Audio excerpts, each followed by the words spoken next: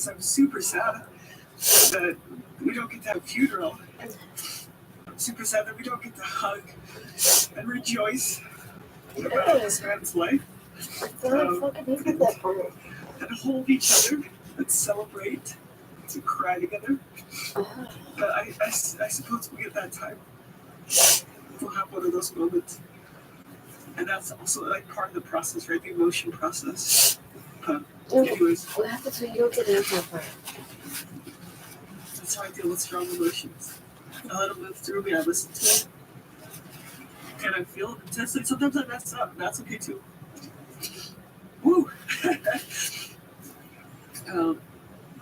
But, this isn't how I was 15 years ago. I would have wanted to shut down and lay in bed and never get out. That's me. And instead, I can move through these difficult emotions with a lot of peace, and I can still smile, and I can still laugh, and I can still cry, and I can still grieve. And it's all gonna be okay. It's all gonna be okay. You can do hard things too. You can feel hard emotions too. Yeah. And I hope someone can get something out of this video, because I don't normally. I'm big in public. Anyways. I do. I'm sending out love. Love and light. Thanks for watching. Take care.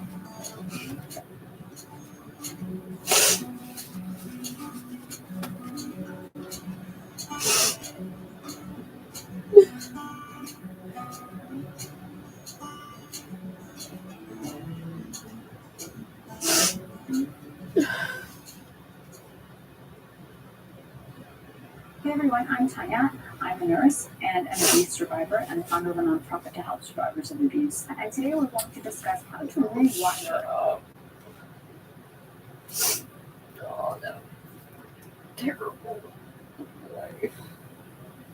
It's terrible. Wrap.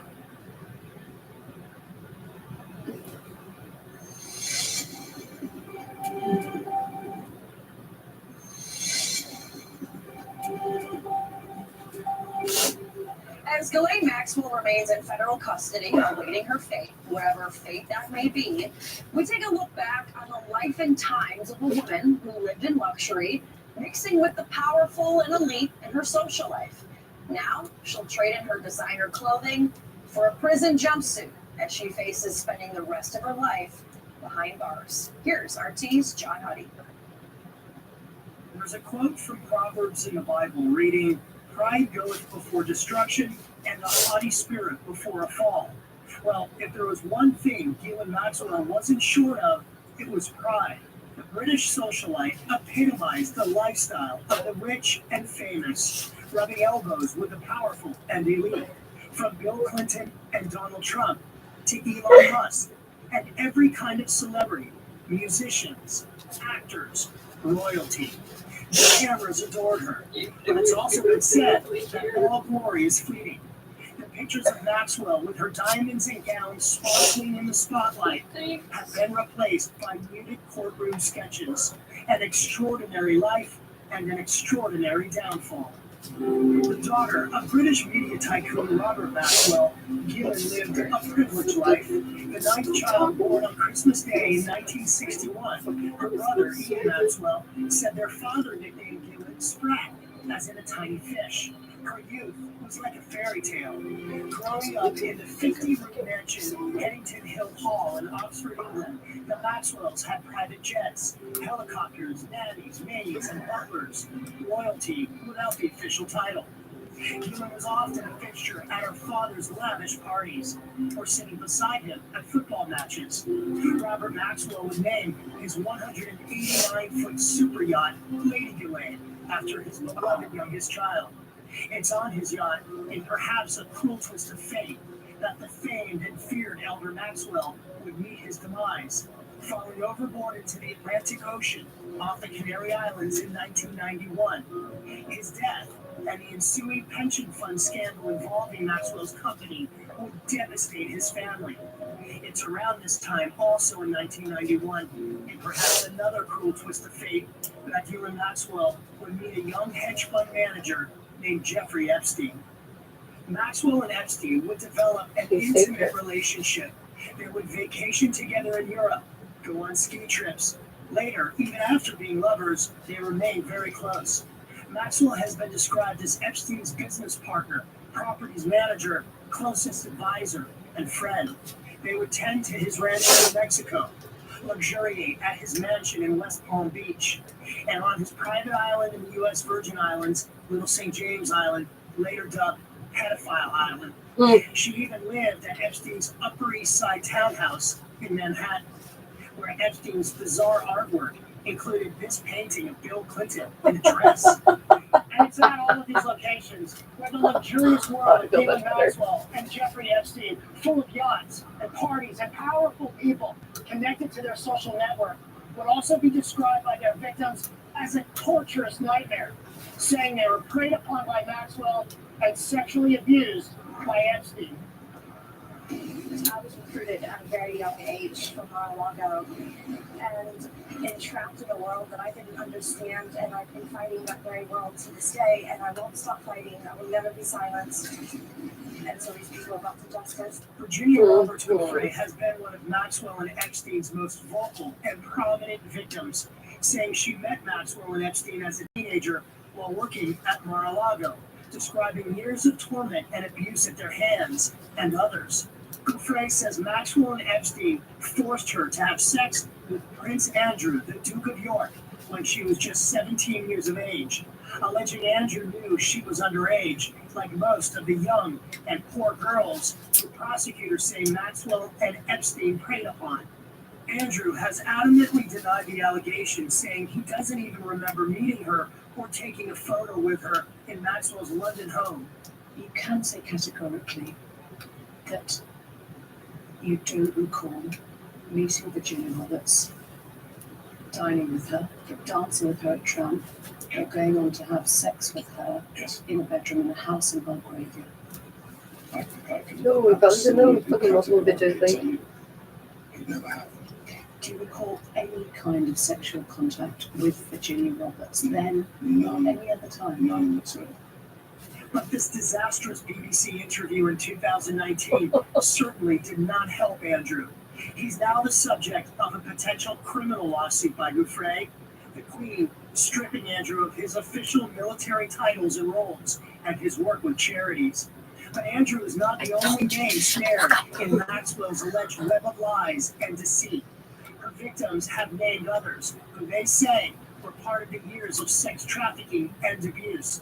From criminal defense attorney and former Epstein lawyer Alan Dershowitz to former U.S. Ambassador, Energy Secretary, and New Mexico Governor Bill Richardson, and even former Israeli Prime Minister and longtime Epstein and Maxwell friend Ehud Barak, all of whom have denied the accusations against them, and all of whom are among the rich and powerful names in Epstein's little black book of contacts.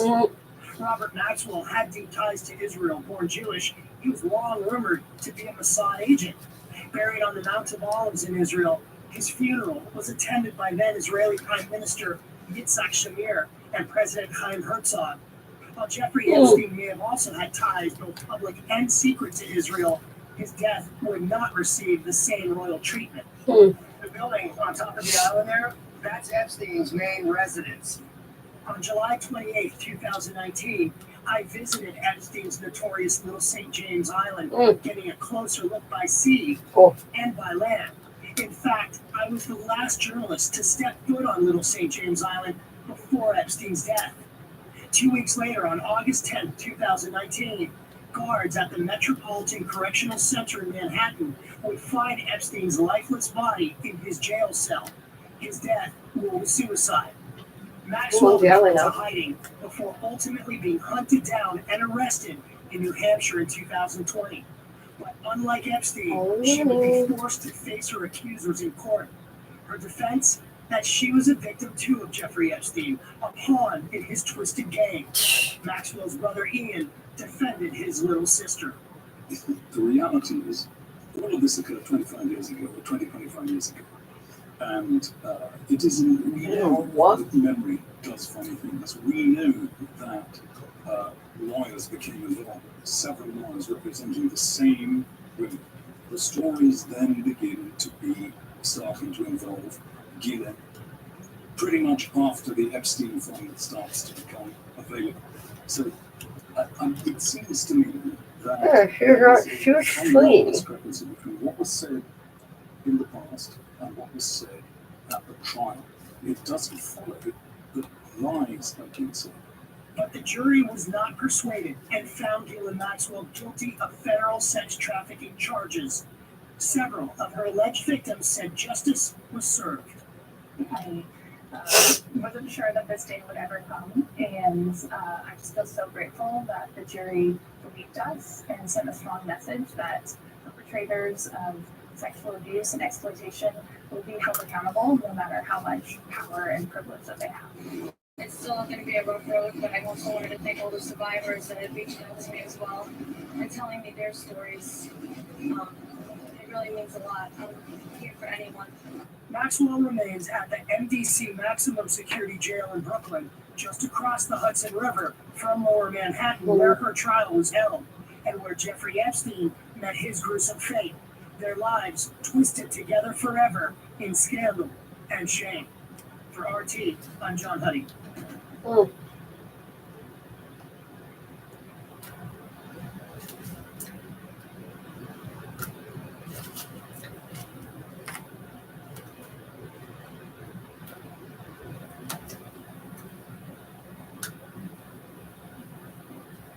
Hey everyone, welcome to another sit down with Michael. Hey everyone, welcome to another sit down with Michael Francis. Hope everybody is doing well. Everything is good on this end, praise God. Today we have something different for you. You know, I've been doing this now for about 14 months, probably have 150 different videos, and we had a lot of sit downs with a lot of different people, Chaz Palminteri, Mike Tyson, to name a few, you know, the whole bunch. Today we're going to do something different. I have never yet had a sit down with a woman. Now, when I say a sit down, I mean back in the old days, never had a sit down with a woman. Nor have I had one here on YouTube. So today is the first. I'm going to be sitting down with Michaela Peterson, the daughter of Jordan Peterson. Many of you know her dad. But Michaela is a very unique person. The obstacles that she's overcome in her life, the courage that she's displayed, the determination she has shown in overcoming some really, really difficult obstacles and challenges in her life, I thought was certainly worthy of sitting down with her. And I was actually on her podcast a couple of months back. Delightful person. We had a great time. I invited her on, and she was nice enough to comply. So I think you're going to really enjoy it. For all you young women out there, and for all you guys listening, get a hold of your wives, your daughters. They should listen to this because the determination, again, and the courage that this young woman has shown throughout her lifestyle is just a remarkable story, one that needs to be heard. Now, she has her own podcast. She's got her own website. You can look up a lot of information about her. But I think you're really going to enjoy this sit down because, again, you're certainly going to be encouraged by it. You know, I'm all about encouragement. I've been doing that myself to people all over the world for the past 25 years. So here we go. Michaela Peterson coming up now.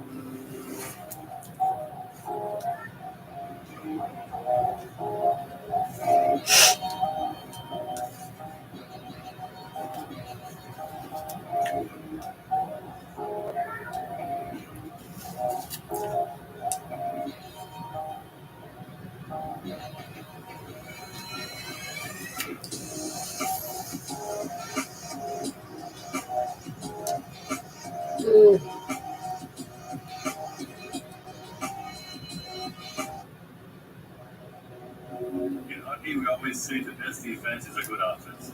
And in lung cancer, early detection is key. Michaela, how are you? Good. How are you? Very good, thank you. Where are you, by the way? I'm in Nashville, Tennessee. Oh, okay. Nice spot. Been there several times. It's much drastic improvement over Canada at the moment. Weather-wise, or just everything-wise? Everything-wise, the amount of stress in the city, that's the main thing, I think. Well, we have our share of stress out here in California, I can tell you that. But we also have great weather, so can't complain. The weather's not bad here compared to Canada as well. I considered California, but I thought it was a bit stressful over there as well. I think the politics are a little better where you are, I would say. Well, before we begin, I want to thank you. I know I was on your show, your podcast a couple of months back. I enjoyed it very much. It was a great interview, so I appreciate that. And thank you for returning it and coming on mine. I appreciate it. Well, thank you very much for the opportunity. I'm excited about this conversation. And I will tell you this, you're the first woman that I've ever had a sit down with. And you know what a sit down is, according to mock terms. You're the first one that I've ever had on my channel. The first one I've ever had in any walk of life, other than my daughters. I had my daughters on here once, but other than that, you're the first one and only woman I've ever sat down with. Wow, I am honored. Well, that's great. I'm really looking forward to it. You're a special person. And before we get into it, I want to read something from your website for all of the viewers so they get kind of I'm sure people know you, but for those of you that don't, I want them to get a little insight as to who you are. And this comes right from your website. Michaela's main goal is to help people become resilient and realize how much control they have over their own life, to encourage others to take responsibility for their physical and mental health, and to help show people that they have the power to better their lives regardless of the cards that they've been dealt. And that's a very strong and powerful statement, Michaela, and it says a lot about you. Thank you very much. And I know you've to tell us a little bit about, your history and some of the experiences that led you to, dedicate your life to this. I know you've overcome many, many obstacles, had many difficult experiences throughout your life, and have been able to overcome them all. And not only overcome them, but survive and prosper in a great way and become really a true role model to not only young women, but to people in general. So maybe you can explain a little bit to us about, some of those experiences and how you've overcome them. Okay, so I think most of the difficulties I experienced before I was 25 had to do with health. So I started walking funny when I was 2 and was diagnosed with juvenile rheumatoid arthritis when I was 7. I had 37 affected joints almost everywhere except for my spine. And it was severe enough that my parents were told I was going to have multiple joints replaced in my teenage years, or at least early adulthood. I was put on immune suppressants when I was 7, so I was doing bi-weekly injections myself, because my parents thought it would be good for me to do those myself, so I had some control over it at least. And those helped the arthritis a bit, so I went from being basically wheelchair bound to running around over the period of a summer. When I was in grade 6, I was diagnosed with major depressive disorder and put on SSRIs, which helped initially. The type of family I was raised in taught me not to use my illness as an excuse, which was, I've been asked what I learned that I thought that was the most valuable from my dad, and it was never use your illness as an excuse, which is tricky for people who are chronically ill because it's a legitimate excuse, but I think that pushed me. That's one of the things that pushed me to where I am now. When I was 17, I had my hip and ankle replaced because the arthritis wasn't kept in check with the immune suppressants. So even though I was on something called Enbrel and something called methotrexate, but they seemed to limit the actual inflammation, but the joints disintegrating part didn't stop. So I had my hip and ankle replaced in the same year. That was a very unpleasant year. I went off to university and my parents were like, stay close to home because all your doctors are here. And I kind of said, I'm not letting, I've already always been taught not to use my illness as an excuse. I'm out of here, go to Montreal. But I went to university, we were in Toronto, I went to University of Montreal, and I got significantly sicker mentally there. So I kind of changed my diet from eating healthier foods with my family to eating cereal and drinking beer and eating pizza and instant noodles. And I started gaining weight and I got much sicker mentally and my medications were changed. So a year and a half after I started university, I was so sick. I was so fatigued too that I missed my final exams because I couldn't get out of bed. And I'm a pretty driven person, but when you're chronically ill, it's hard to tell if you're just being lazy or not. So for most of my life, I thought maybe this is just what life is like for everybody and I'm not pushing myself hard enough. but I couldn't get out of bed. I missed my final exam, so I was like, I can't do this anymore, and I went home. And I went home, and I kind of changed my diet to something that was like rice and broccoli and chicken. Like that seems healthy to try and lose weight. And much to the chagrin of my father, I went to makeup school. And yeah, he was not impressed. My mom was like, do whatever you want, whatever your dreams tell you. And my dad was like, you're not going to be happy in makeup school.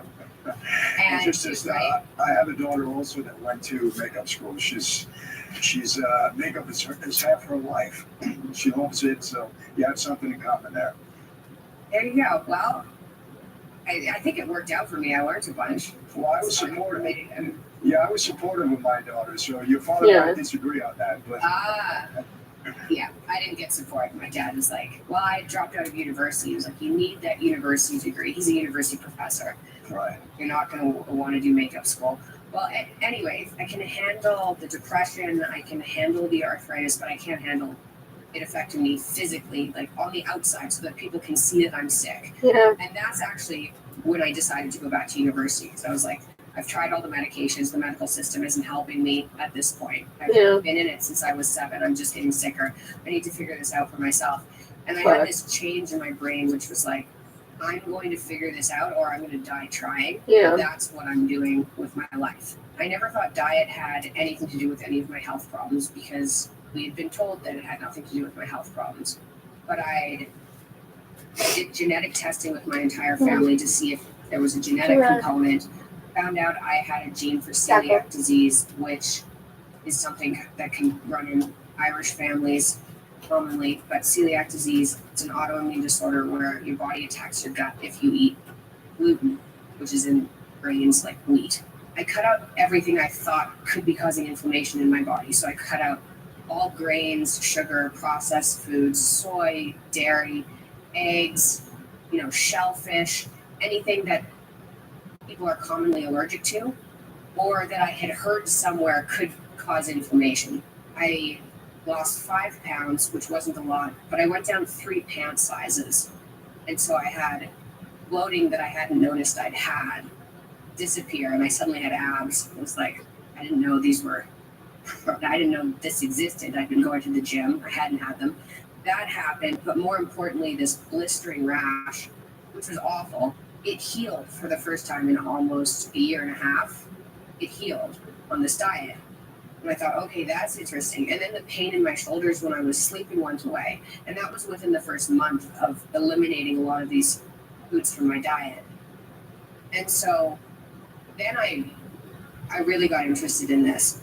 Basically, what it sounds like, you cured yourself through research and just investigating all of these different things that might be the cause of all of these illnesses. And I have to say this is like blowing my mind, because most people couldn't overcome just one of these diseases or experiences. And if I have it right, you've overcome them all. This is true. I felt like I didn't have, people say that, but the alternative was really awful. Like I don't think I would have survived past 30.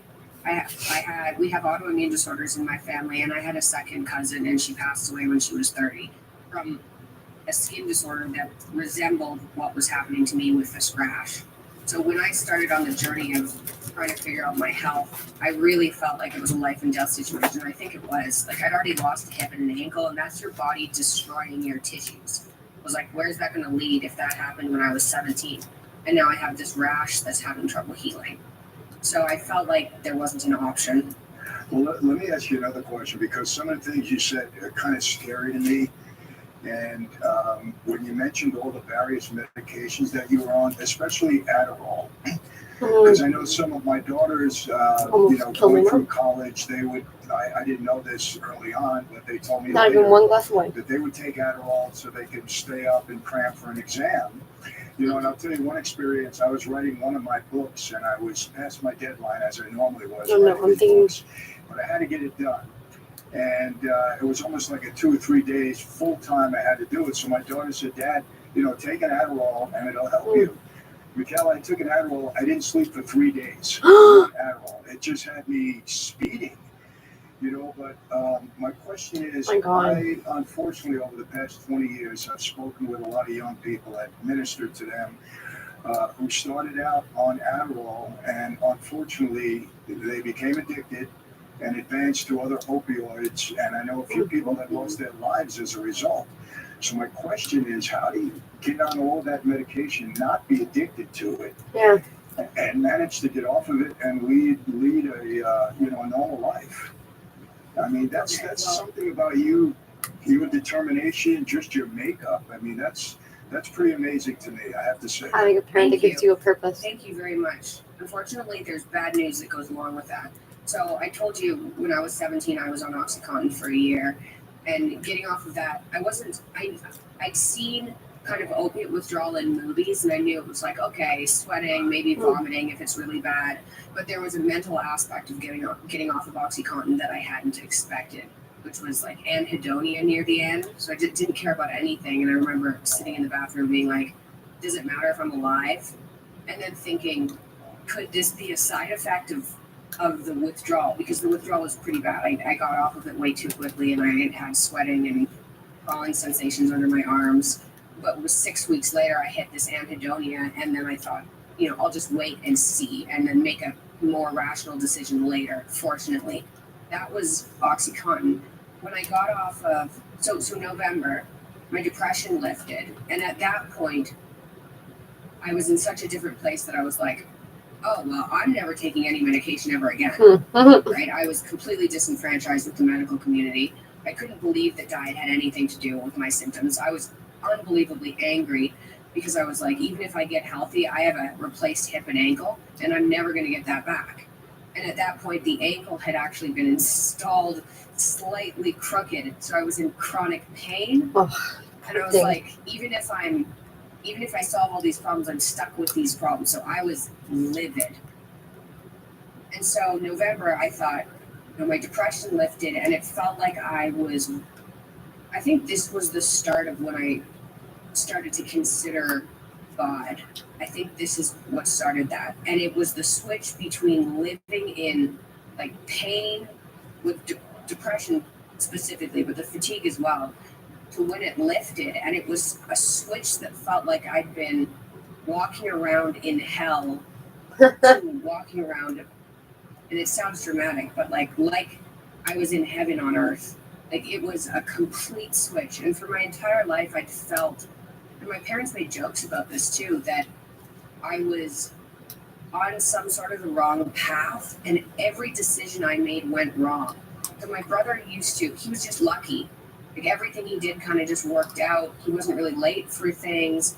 And for me, if something could go wrong, it went wrong. And it was a joke in our family. And I was like, am I just like, I don't know what that is, but it doesn't really make any sense logically. But that was just my life. And then when I got healthy, I felt like I switched tracks into something more positive. And I think that's when I started to kind of question, reality, maybe. Just question what I've been taught. You know who my dad is. He talks about the psychological significance of the Bible, but I really learned about the biblical stories as kind of metaphorically, right? And so we didn't go to church. There wasn't a lot of, I knew the stories, but I didn't understand them the way I think I'm trying to now. So let me ask you that. Am I understanding that it was at really a low point in your life, maybe one of the lowest points in your life? You were upset, you were livid with medication and the condition of your body and your mind at that point in time. And how did God all of a sudden come into it? I mean, was it a switch? No, he didn't then. That was the first time I felt like maybe there was more that I was missing. But he didn't come in for a number of years. God has been rather, like my experience in that way has been rather recent. Are you still on any kind of medication? Nope. No. That's amazing. Amazing, yeah. It really is. Incredibly thankful for it. It's crazy. Well, God who did it. So that happened, but then things got more complicated. So my dad around the same time, my dad has some similar symptoms to me. He's got some autoimmune symptoms, not arthritis, but autoimmune symptoms and this depression. So around the same time, I was like, Dad, my depression is gone. Like I feel better than I've ever felt in my entire life. You need to get on this diet. And he saw the effect it had on me, and he's very logical and scientifically oriented. So he was like, well, you can't argue with the change you've had. Like, I got off of Adderall. I was sleeping 16 to 18 hours a day, and suddenly I had energy. And so he's like, okay, I'll give it a shot. And over the next 8 months, this was before the meat diet. It was when we were still eating some vegetables. He lost 7 pounds a month for like 8 months. And then the next September, he put a video out and went viral.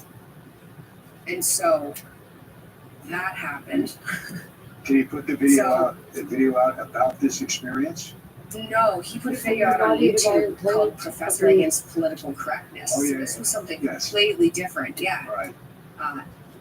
But he went viral then. So life was pretty weird because my dad, I remember walking by a newspaper stand in Toronto, and it had my dad, and it said, it was calling him the Führer. And I was like, are they comparing my dad to Hitler? What? Your dad has emerged initially as a very controversial figure, but now considered by many, myself included, to be just a brilliant professor and just a brilliant man. I mean, some of his perspectives, you're just in awe of listening to him, and I'm one of his fans, so I have to tell you that. I think we've been in contact with him. Hopefully I'll get an opportunity to sit down with him one day. I would love to do that even off camera. Just sit down with him and pick his brain. My wife too, very, very impressed by what he has to say, really. But now you helped your dad. You helped him with his health and on this diet also. Yeah. Okay. So he lost a whole bunch of weight when he cleaned up his diet. He had gum disease, and that went away. He'd had surgery for gum disease, that went away. He had psoriasis. His psoriasis cleared up, and he lost a bunch of weight. He stopped snoring at night, and he stopped snoring at night within like 6 weeks of the diet. So before he lost all the weight. So my mom was happy about that. That all happened kind of before he went viral. But then right after he went viral, he stopped taking his antidepressants as well. So we've both been on SSRIs for like a decade and a half. Him a little bit longer than me. Mine, I think I was 11 or 12 years, and he was more like 15. But a high dose, too high dose, because depression was very severe. And he stopped taking them too, very rapidly again. Mikhail, do they really help? Do the antidepressants really help? No. And what is okay, so no. What they do, it's tricky, because when I first started taking them, and I can remember this pretty intensely, is the first time I took them, the first couple days, I had this feeling of relaxation. I slept a lot for the first couple of days, but my body relaxed, like I'd been carrying my shoulders up here, kind of in a fearful manner. It was like my body went like that. By the time I was 14, I was depressed again.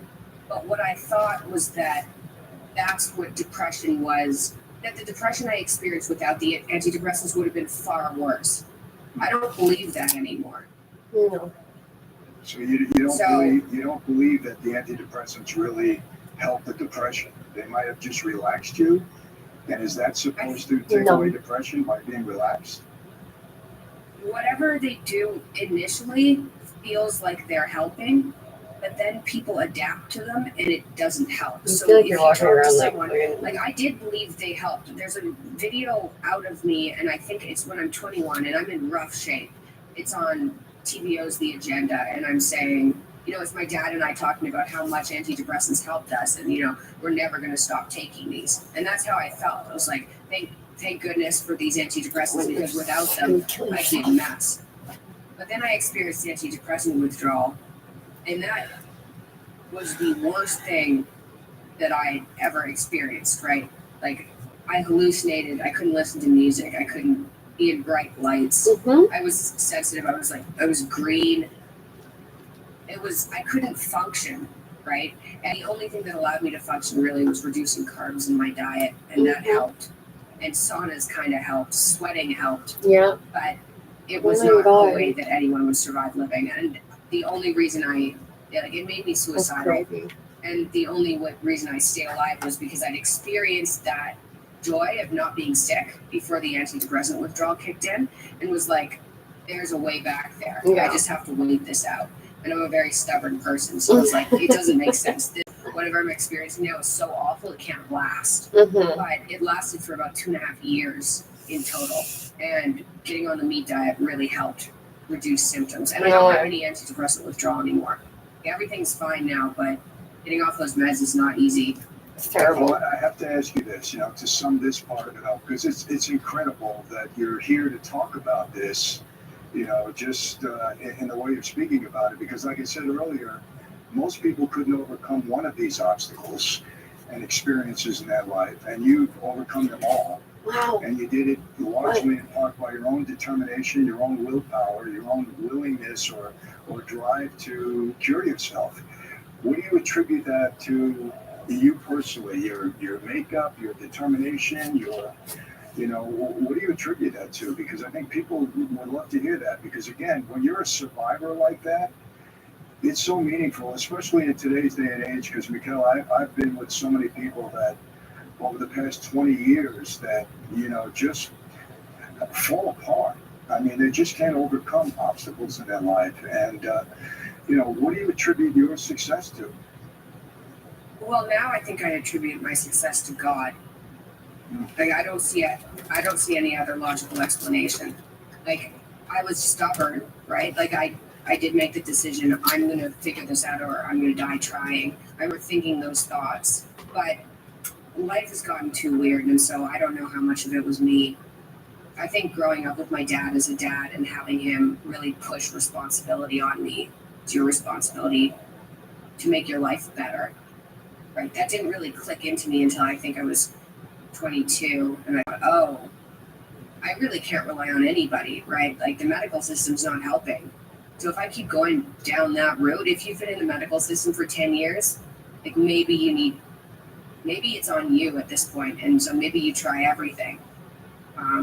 But I think I would have attributed to God at this point, because the next couple of years after all that health stuff, my parents got sick, and that's when things got weirder. So my dad, like I said, it was severe for him. He was fainting. He was pale. He couldn't handle sounds very well, or light, same kind of thing, impending sense of doom. And his doctor put him on a benzodiazepine. And the benzodiazepine it allowed him to sleep at least, because he was having insomnia as well. And he was just put on kind of a benzodiazepine, and that allowed him to function. And then he just stayed on that. So that's when he did a tour, and he was sick from this antidepressant withdrawal, but he was able to function, and things were okay. In that period of time, I also had a kid, which wasn't planned, which I don't regret, because Scarlett's the greatest thing in my life, but it wasn't planned. I was in university doing this biomedical degree. I'd put myself into remission. I'd gotten healthy. I was in the middle of SSRI withdrawal. I was off all my medications, and I got pregnant, and I thought I wasn't going to be able to have kids because of all the medication I've been on for so long. So I was like, wow, this is amazing. This I didn't think could ever happen. And the pregnancy kind of brought back some of my autoimmune symptoms, and that's when I found the meat diet. And you were off the medication during your pregnancy? That's when you went on the diet? Yeah, that's when I went from that paleo diet to an all-meat diet. It was actually 4 months after Scarlett was born. I thought maybe the pregnancy symptoms, the arthritis and things, were caused by the pregnancy, so I waited the pregnancy out. Plus, I was worried about removing all the plant foods from my diet because I didn't want to become vitamin deficient or something. And I was pregnant, so I felt a responsibility towards not becoming vitamin deficient for the baby. But I had Scarlett, and 4 months into breastfeeding, I still had arthritis. And I was like, I couldn't understand why the diet, that paleo diet that had worked for me, stopped working for me. And that's when I thought, okay, I'm going to cut out all variables. I'm going down to just steak. I know steak doesn't give me any autoimmune symptoms, and I'll do that for a month. Hopefully my symptoms will go away, and then I'll start reintroducing foods again. And so I did that. Everybody thought I was insane. I thought I was insane. But my symptoms slowly resolved. And so my symptoms slowly resolved.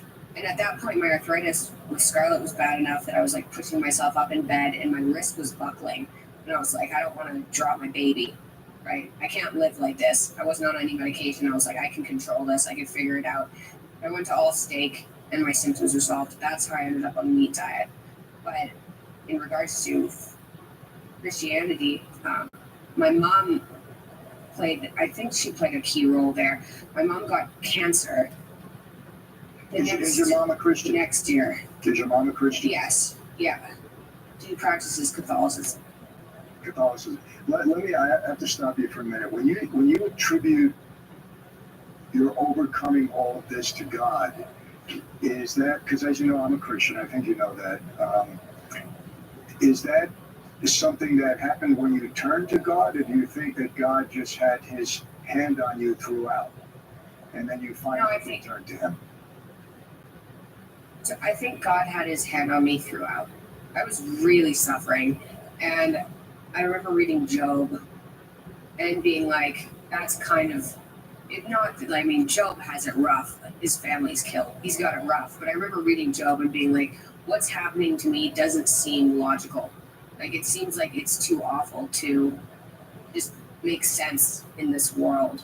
And so that was the first time, that was just a passing thought I had. But I think looking back on it, yeah, God was there. I don't think I would have experienced, I think there are reasons I experienced what I've experienced. And I think being able to share my story and help other people makes the entire thing worth it. I thought that before I knew God was related to this at all. I thought the suffering was worth it because I can maybe help other people not experience the same thing. But it was my mom. She got cancer. My dad's doctor increased his benzodiazepine dosage, and so many weird things happened at the same time. He started experiencing a side effect called akathisia, which I think everybody in the entire world should be aware of. It's a side effect of neuroleptics, so antipsychotics, benzodiazepines, antidepressants. And if you look it up, it just says, it's a feeling of inner restlessness. But akathisia is one of the main causes of suicide. So if you hear people who take an antidepressant and suddenly kind of go crazy, it's usually akathisia. So my dad's increase in benzodiazepines started giving him akathisia, and we didn't know what it was. And at the same time, my mom got diagnosed with a completely deadly cancer that nobody survives from, called collecting duct carcinoma, and it's got the same survival rate as brain cancer. And so she went from being perfectly healthy to, you have 11 months and there's nothing you can do. And that summer, my dad had akathisia, so he was suicidal with akathisia. We were attributing it to how upset he was because my mom was dying. My mom had surgery.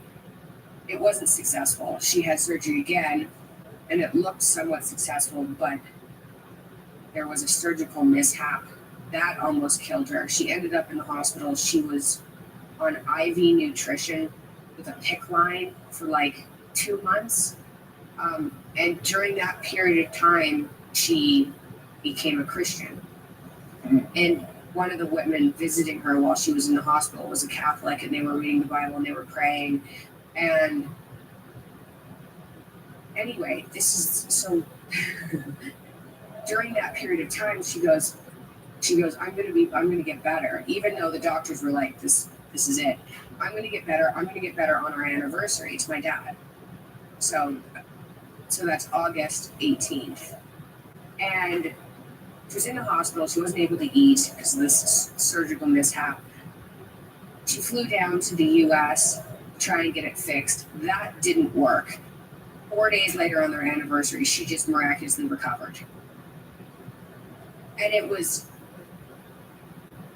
everyone in my family was like, well, that's really weird. She said that was going to happen. She's religious now. That's really weird. Not sure, what category of life to put that in. Anyway, moving on. What did your father think about that? My dad was so akathisic that he, I think, was just trying to survive at that point. What does he think So- about it now? Curiously. I don't know. I think he goes back and forth, right? Like, I don't really know where he stands. Like, he thanks God, and he'll pray at dinner, and he believes that there's something bigger out there for sure. I mean, he doesn't think, his whole Maps of Meaning book is about how reality is built along a narrative story, which is something I've just recently wrapped my head around. So I don't really know what he thinks. I still think he thinks it's kind of weird. But Has he embraced? that might change. Has he embraced your Christianity? Yeah, I mean, he's always said that he lives as though God exists and that makes better people. So, yes, definitely, he's all for it. All for it. And is your faith, has it become deeper day by day? I know I've read recently, I saw recently that you're pretty much into your Bible now. Oh, that's just started right away. So I should tell you what happened with my dad first, because that leads to, Sure. I guess, me getting saved. I'm still not sure what proper words to use, and every time I talk about it, I'm fucking retarded.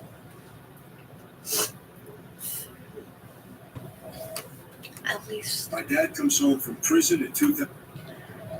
At least the Christians are consistent. When everything's shit, God. When everything is good, it's God. No blame. Holy Spirit.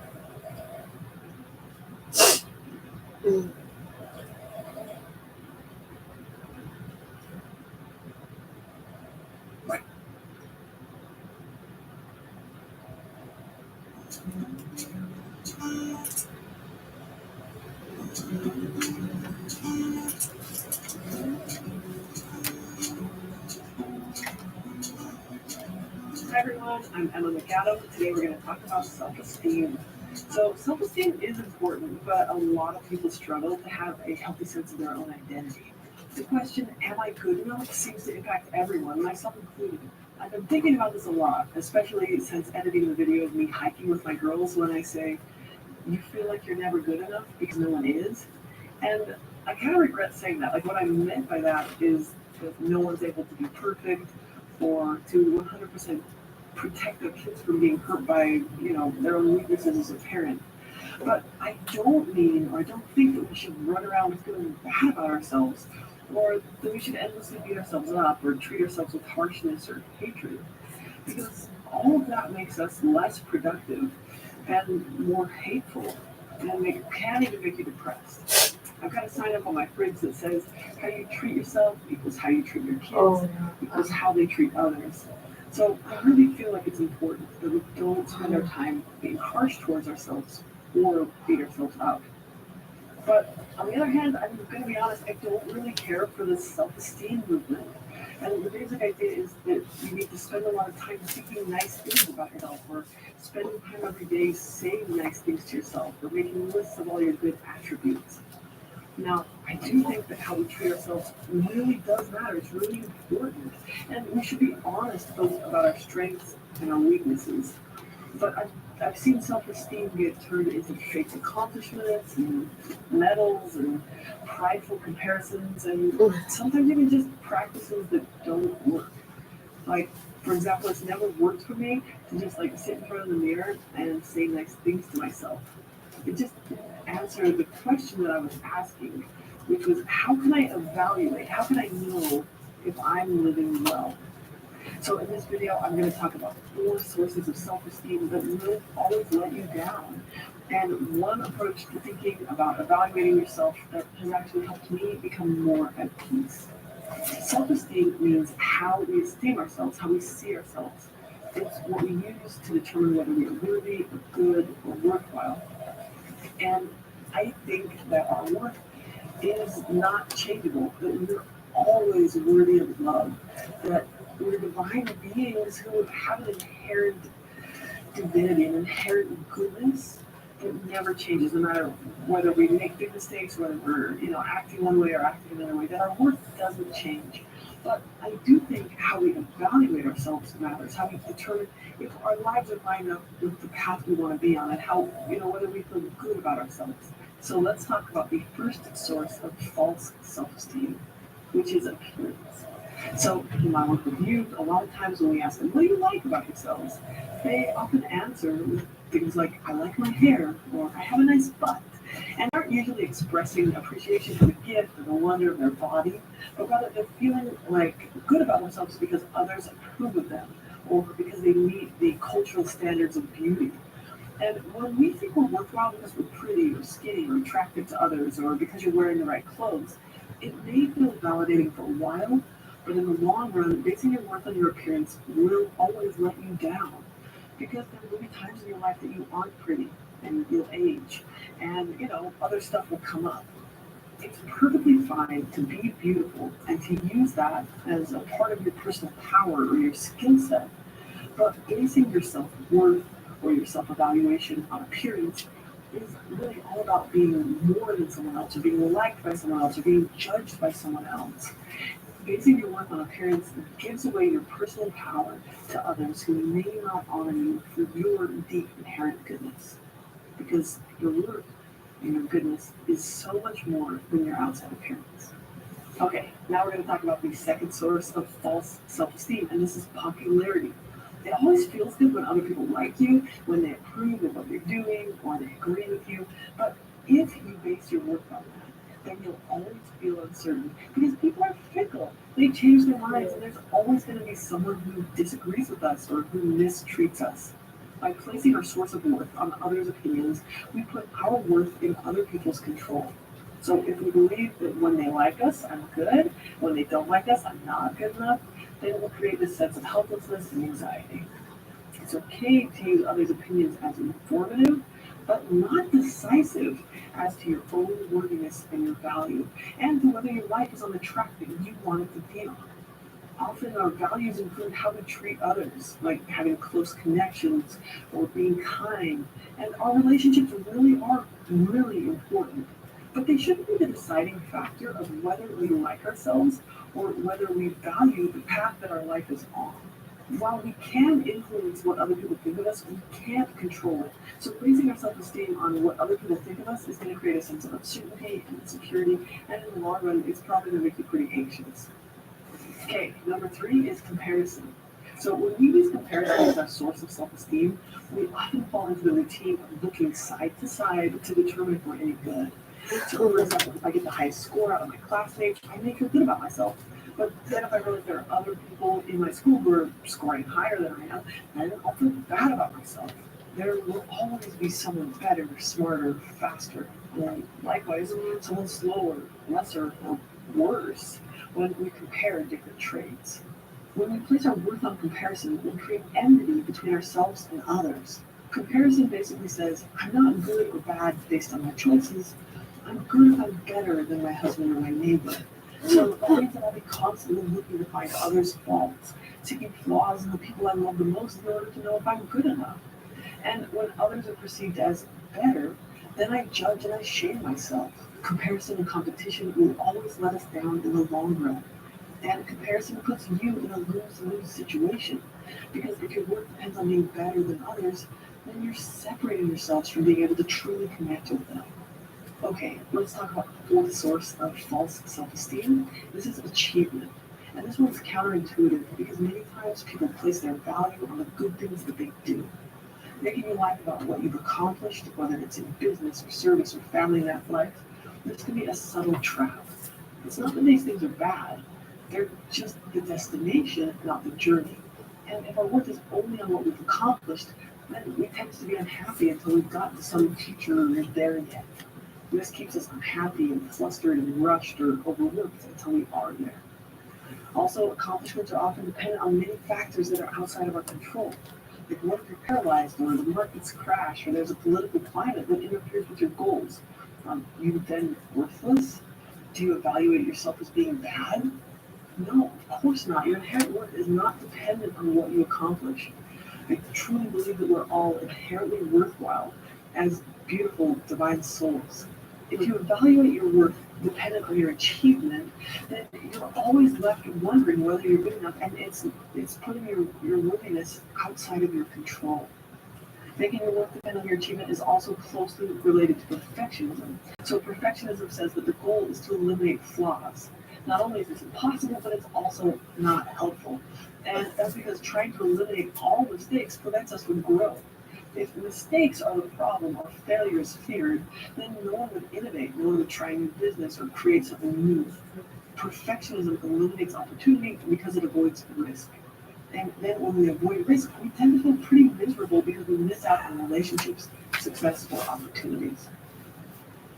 So instead of using appearance, popularity, comparison, or achievement as a way to decide if we're worthwhile or if our life is on the path we want it to be on, I do believe that there is one source of self-esteem that will not let us down.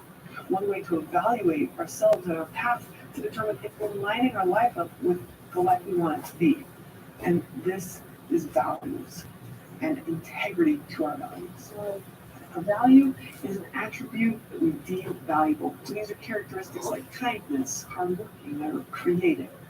We can determine which values matter most to us, and then we can choose to bring our actions in line with our values at any time. I can't let diabetes get in my way. I've got way too much stuff to do. So here's what I do. I wear this Dexcom Jesus. It continuously sends my glucose numbers to my phone. And this arrow shows me where I'm headed and how fast. Make me much easier to keep my glucose in range. And the more time I spend in range, the better I feel. The more I can cross off my list. Check out Dexcom.com/inrange.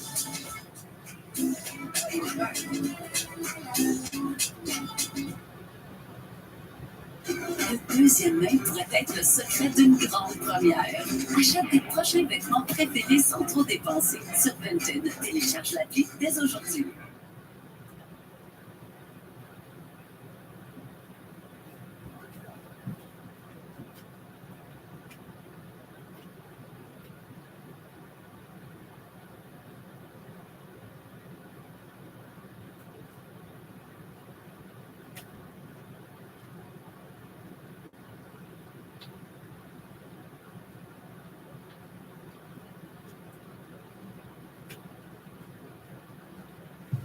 Noel Benyon said, true self-esteem comes when we keep the promises that we make to ourselves.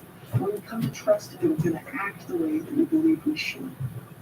When we work toward being the kind of person that we value, we focus on the process of striving. We work on becoming a little bit better each day, and we pay attention to the process of growth instead of some imaginary perfection. And when we do that, we have an internal locus of control. I can choose whether I'm going to act on my values or not today. And when I do, I can evaluate myself. I can esteem myself as being on the right path.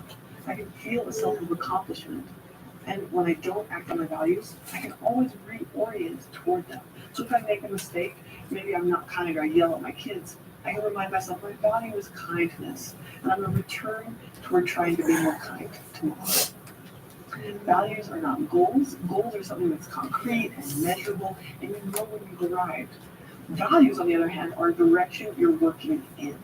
So if I have the goal to get married, underneath that is the value to have close connections, to love people, or to build up a support system.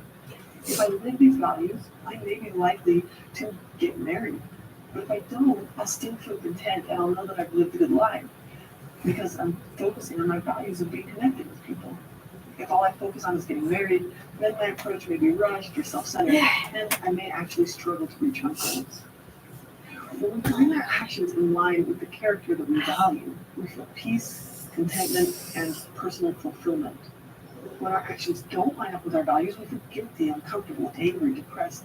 We may blame others or feel worthless. Living your values is not about being perfect or never messing up. It's about determining that your goal is progress. And when you're trying to learn and grow, you can feel good about yourself. When we decide that values are going to be our source of self-evaluation, then we're also deciding that we can choose to act in line with what's valuable to us and what makes us feel like we're on the right path with our life. I also believe the ultimate source of love and light is a higher power, and our connection to God and the divine within us is our ultimate source of good. I've found that when I reach out to God and ask him how he feels about me, I can often sense a deeper truth of love than anything going on inside of my head. And when we connect to a higher power, we can be filled with that source of compassion and a feeling of love and forgiveness.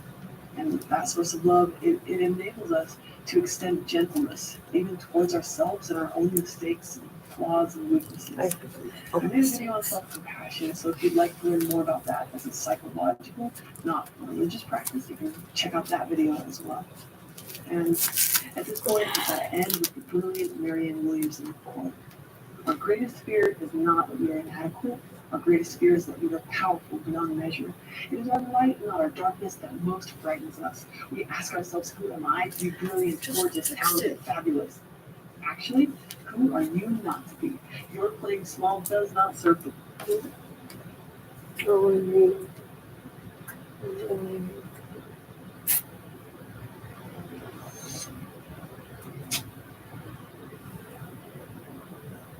Sure seems like there are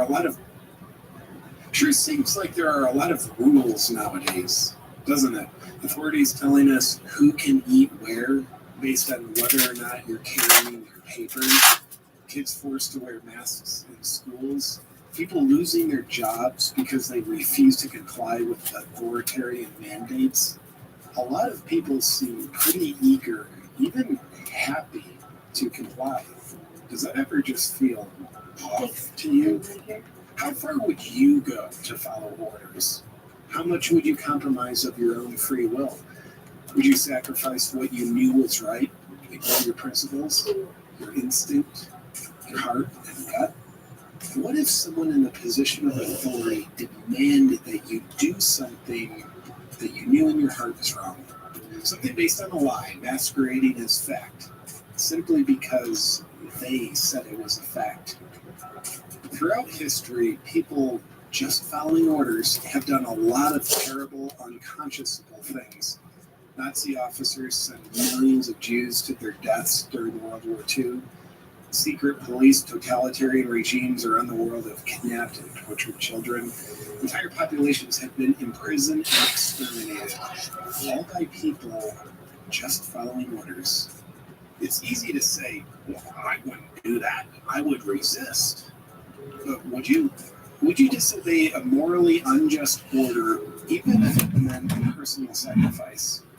In a famous study of obedience known as the Milgram experiment, ordinary people were willing to inflict even extreme harm on another human being, administering what they thought were electric shocks of increasing severity simply because they were told to do so by someone projecting a symbol of authority, a researcher wearing a lab coat. In the experiment, the subjects were told they were participating in an educational study and that they were to administer the shocks to a fellow participant each time an incorrect answer was given on a memory test. In reality, no one was getting shocked. It was a ruse. The other participant was also a researcher, instructed to often answer incorrectly. But this was unknown to the subject. As the number of incorrect answers rose, so did the severity of the shocks. An astonishing 65% of subjects obeyed authority, progressing farther and farther up the electrical dial, all the way to the highest level, simply because the lab coat-wearing researcher insisted on it. The experiment's designer, Stanley Milgram, a Yale psychologist, concluded when authority was pitted against the subject's strongest moral imperatives against hurting others, and with the subject's ears ringing with the screams of the victims, authority won more often than not. The extreme willingness of people to go to almost any lengths on the command of an authority constitutes the chief finding of the study. What's all this mean for us? Well, ask yourself, who's wearing the lab coats today? And who are the subjects in this study of blind obedience? Politicians and those appointed by them go to great lengths to demand and submit to their authority, bristle with indignation when caught in lies, and to demand and follow orders, or else. In this real-world study of obedience, Mask mandates, masked children, vax mandates, and enforced segregation imposed by those in real or figurative lab coats are the new shock treatment. And they're studying us to see how far they can go and how long we'll obey. 18th century statesman Edmund Burke said, "The only thing necessary for the triumph of evil is for good men to do nothing." And tyranny progresses slowly, inch by inch, edict by edict, mandate by mandate, each one chipping away at liberty and freedom until nothing of what we formerly took for granted remains. Philosopher Ram Dass tells us that you can't get out of a jail you don't know you're in. It's time to see that the jail of compliance and obedience we're being led to believe is normal and just is neither. Our willingness to disobey authorities when it makes moral sense to do so, to stay true to our sense of right and wrong, is the most powerful weapon we have. Martin Luther King Jr. said, "One has a moral responsibility to disobey unjust laws." Gandhi tells us, "Civil disobedience is a sacred duty when the state becomes lawless or corrupt." It's our moral responsibility and sacred duty to disobey, and to do so now. While we may be appalled that 65% of the subjects in the Milgram experiment blindly obeyed authority, we can be encouraged that 35% did not. They exercised defiance in the name of doing what was right. But here's the best part about the experiment that you'll want to know. When a subject refused to obey and others witnessed it, the willingness of those others to continue administering the shocks plummeted from 65% to just 10%. What does this prove? Courage is contagious. When you stay true to your heart and disobey what you know is wrong, it strongly empowers others to do the same. When we exercise our courage and bravery, we can take others along with us. Or we can stand by and do nothing and just obey. When the dust settles, which side of history do you want to be on? The side of obedience or the side of courage? The choice is yours. Before you go, two things. One, I want to thank the amazing people at the Draw Shop for collaborating with me on this video. And number two, I want to tell you about my newest freedom merch design. Courage is contagious. This design is, of course, inspired by what I learned in the making of this video. Here's a mistake a lot of people make. You might sit there and say, like, I have courage, that's great, but I can't really make a difference, like one courageous person, but there's 8 billion other people in this world.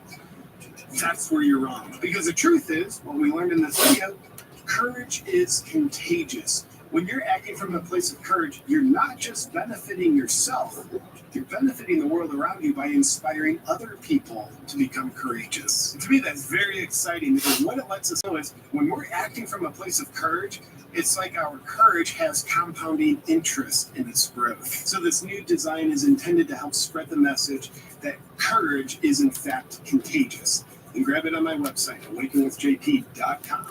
And thank you for being on Team Freedom with me. I appreciate you.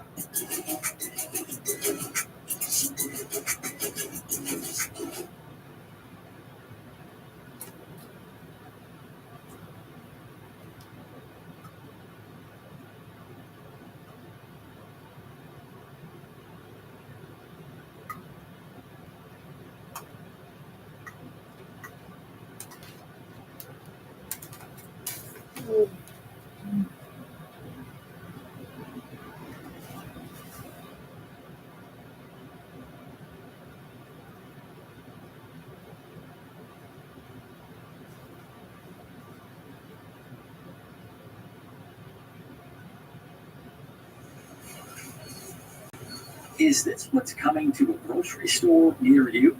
Mm-hmm. Most people have no idea how many options they have.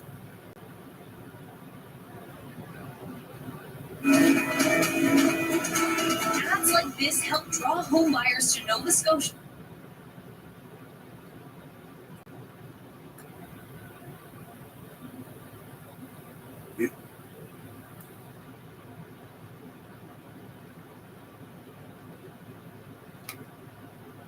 Good morning, everybody. Happy front of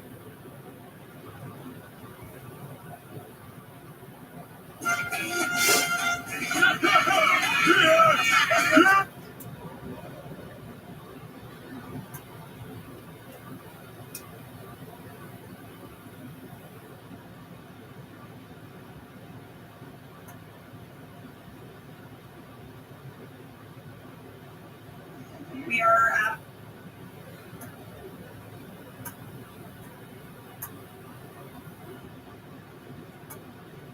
Mm-hmm.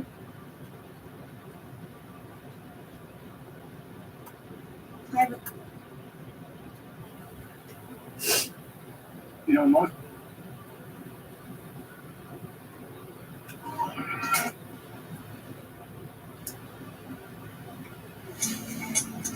new boots, new job, new and reinvent.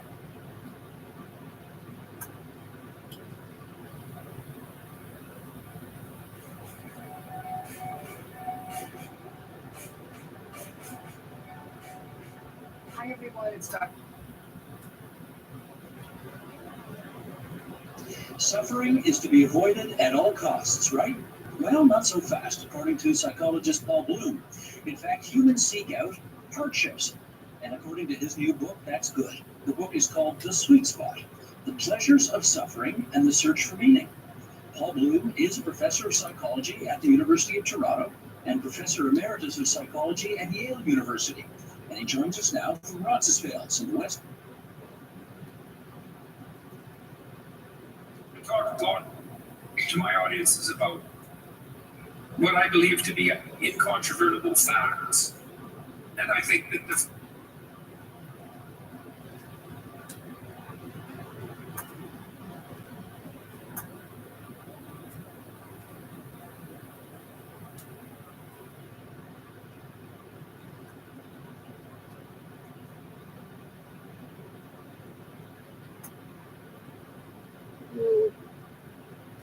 so when I was an undergraduate at the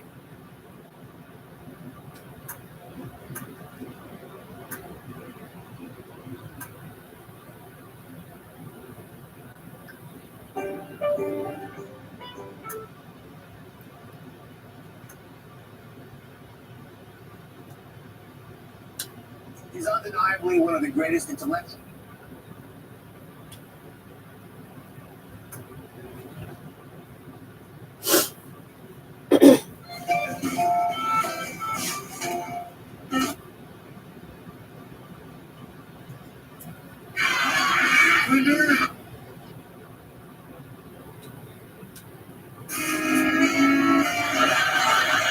I knew that quote from that show.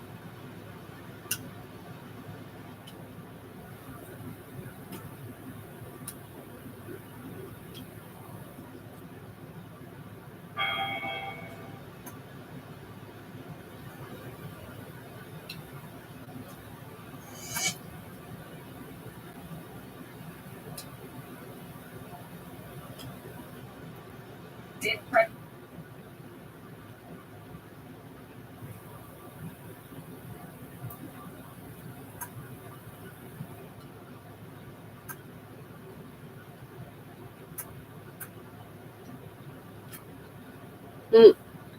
Good morning, everybody.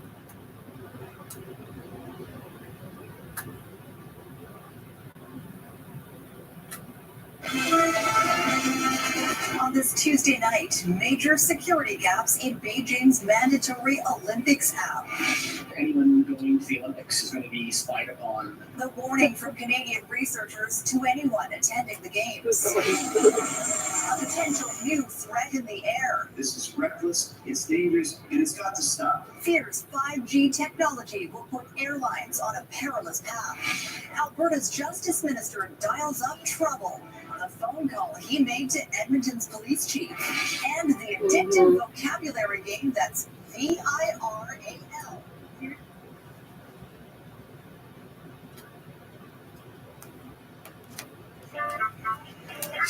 Okay, I gotta turn this up.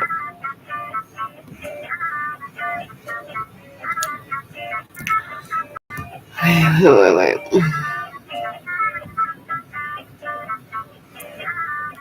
Justin Pro. On aime ça, vous gâter. Peut-être même un peu trop. Je vais toi l'équipe.